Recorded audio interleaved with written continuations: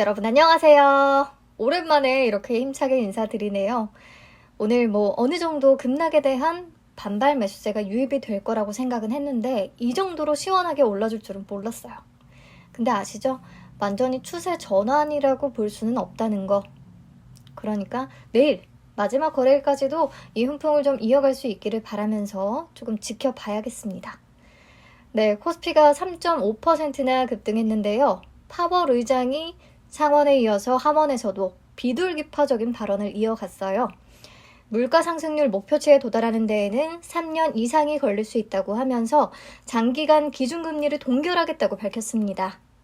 인플레이션 우려나 테이퍼링 우려 이렇게 좀 일단락이 됐으면 하네요. 네, 그리고 대규모 미국의 추가 부양책에 대한 기대감 계속되고 있고요. 그리고 외신에 따르면 미국 FDA가 존슨앤존슨의 백신 임상시험 분석 결과 긴급 사용 조건에 부합한다고 밝힌 것으로 알려지거든요. 이렇게 좀 시장에 전반적으로 훈풍이 불면서 어제의 급락세를 빠르게 만회했고요. 수급을 보시면 외국인과 기관이 큰 폭으로 순매수세를 보였습니다. 반면에 개인은 1조 9천억 원 넘게 순매도했네요. 코스닥도 마찬가지로 3% 넘게 쏘아 올렸죠. 이런 분봉 진짜 오랜만에 보는 것 같아요. 한 번도 안 무너지고 계속 오르는 거. 매일 이렇다면 얼마나 좋을까요? 네, 아무튼 마찬가지로 외국인과 기관, 쌍끌이 매수세가 유입됐습니다. 그래서 오늘장 외국인 순매수 탑5 종목을 보시면 코스피에서는 반도체, 해운, 은행, 통신 골고루 담았고 코스닥에서는 제약주들이 눈에 띄네요. 종목 잘 참고해서 보시고요. 그리고 기관 순매수 탑5 보시면 코스피에서 반도체, 자동차, 2차전지, 철강, 화학 여기도 진짜 골고루 다 담았네요. 철강 가격이 오르면서 업계 전반적으로 스프레드가 확대되고 있고요.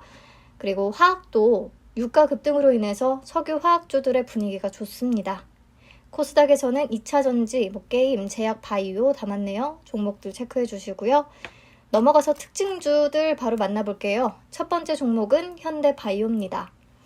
현대바이오는 대주주 시엠팜과 함께 니클로사마이드 기반의 코로나19 경구용 치료제를 개발 중인데요. 그러니까 먹는 약이요. 이 중간시험 결과에서 100% 효력이 나타났다는 소식에 상한가에 진입했어요. 그리고 외국인 순매수 탑 순위에도 올라온 종목 중에 하나죠. 차트 수급 참고로 보시고요. 그리고 두 번째 홈캐스트도 상한가까지 급등을 했는데 지난해 별도 기준으로 영업이익 흑자 전환에 성공을 했다고 하네요. 그동안 디지털 셋톱박스 업황 부진으로 2017년, 18년, 19년 3년 내내 영업 손실을 기록했는데 2020년에 들어서 휴대폰용 카메라 모듈 제조에 필요한 전자부품을 유통 판매하고 있고요. 그리고 차량용 블랙박스 신사업도 추진했거든요. 이 부분이 좀 순항하면서 흑자 전환에 성공한 것으로 보입니다. 네, 그리고 세 번째는 키네마스터예요. 당기 순이익이 3,900% 증가했대요. 엄청나네요. 키네마스터는 동영상 편집 앱을 운영하는 회사죠. 영상 편집 앱 시장 2위 업체고요.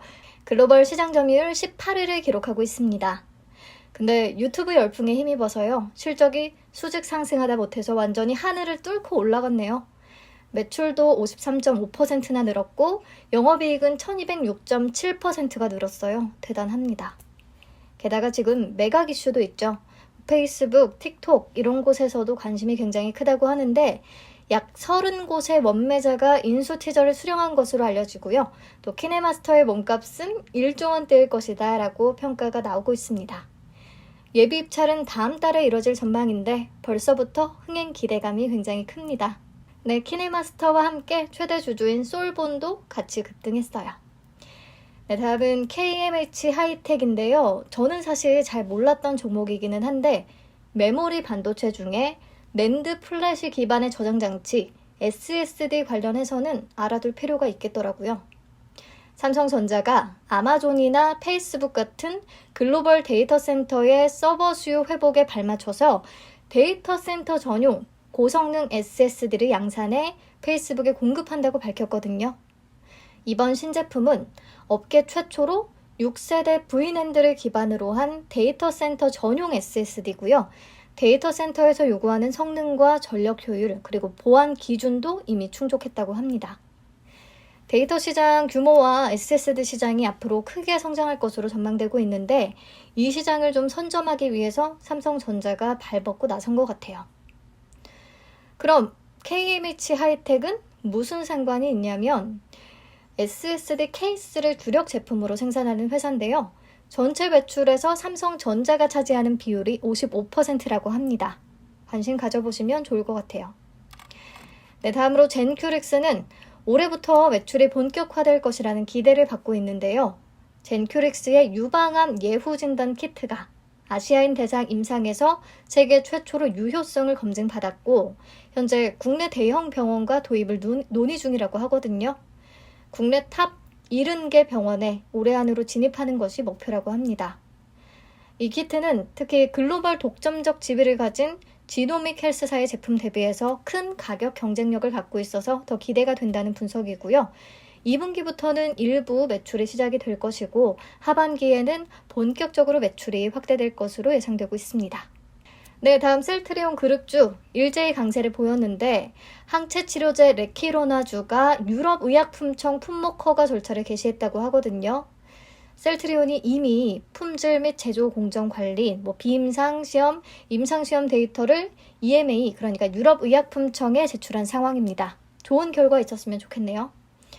네, 그리고 오늘 희귀 금속 히토류 테마와 태양광 테마가 둘 다 강했는데 이게 먼저 바이든 대통령이 히토류, 배터리, 의약품 등 중점 4개 품목의 공급망을 100일 이내에 재검토하도록 지시하는 내용의 행정명령에 서명한 것으로 알려지고 있어요. 주요 4개 품목의 경우 이 분야에서 유력 기업을 보유하고 있는 동맹국이나 우호국들과의 제휴를 통해서 중국 의존도를 낮추는 게 목표라고 하니까요. 한국 기업에는 오히려 좋은 기회가 될 수도 있는 거죠. 이 소식에 히토류 테마가 올랐고 이렇게 미중 갈등이 계속되고 있는데 미국의 태양광 관련 업체들이 중국 폴리실리콘 불매 운동을 진행하고 있는 것으로 알려지거든요. 그래서 OCI, 하나솔루션, 신성 ENG 등 태양광 테마도 강세를 보였습니다.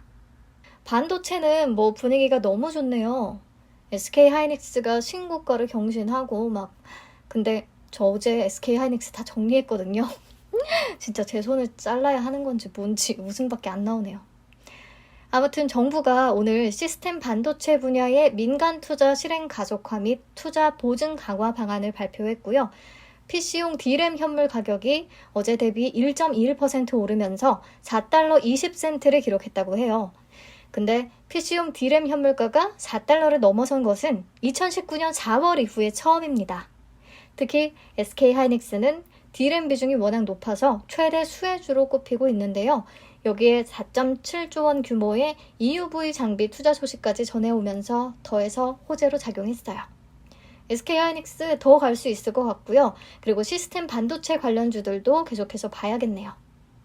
네, 마지막으로 영상 콘텐츠 관련주들은 넷플릭스가 한국 콘텐츠에 5억 달러를 투자하겠다고 밝히면서 동반 상승세를 보였습니다. OTT 셋톱박스 전문 업체인 알로이스도 같이 부각됐고요. 네, 진짜 콘텐츠 관련주들도 2021년 올해 섹터 중에 하나가 된 것 같습니다. 네, 오늘장 거래량 급증 종목과 시간의 단일가 종목 화면 통해서 확인해 주시고요. 보니까 문 대통령이 가덕도 신공항에 힘을 또 실어주면서 관련주들이 일제히 시간의 시장에서 급등세를 보였네요. 네, 비록 제 보유 종목들은 그리 힘을 쓰지 못했어도 그래도 지수라도 빨간 것을 보니까 한결 기분이 낫네요. 내일까지 이 기세를 몰아가길 우리 한마음으로 빌면서 자도록 해요. 오늘도 고생 많으셨습니다. 건행투.